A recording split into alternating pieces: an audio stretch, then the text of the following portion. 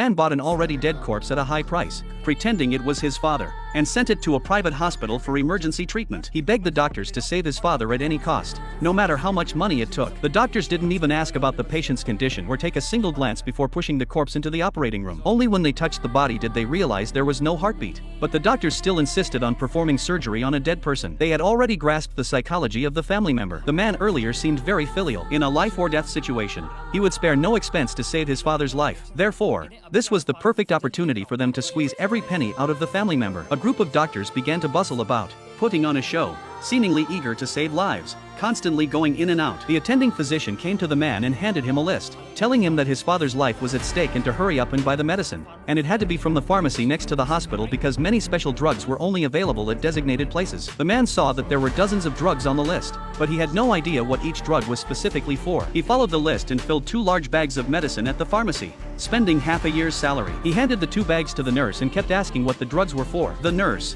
however, put on a cold attitude and told the man that his father's condition was complicated, and even if she explained, he wouldn't understand. It turned out that she sent the drugs back to the pharmacy unopened. The man had just spent a lot of money on the medicine, and then the doctor came out and told him that he needed to pay another $500,000 for the surgery. The man said he had already paid for the surgery when he first arrived. The doctor said that due to the critical condition of his father, a renowned medical expert was needed to perform the surgery, and the expert required additional fees. After the man paid another huge sum, the doctors looked solemn. An expert in a dignified outfit walked into the operating room, and the family members waited anxiously outside. However, the operating room was serene. All the doctors and nurses gathered together to chat. Every half hour or so, they would send someone out, instantly switching from cheerful to serious. Each doctor was more like an experienced actor. They tricked the man into paying several more fees. When the man had put all his savings into it, the doctor came out with a heavy face and told the man that the patient couldn't be saved. The man kept begging the doctor to try again. The doctor said no matter how hard they tried, they couldn't save a dead person. At this point,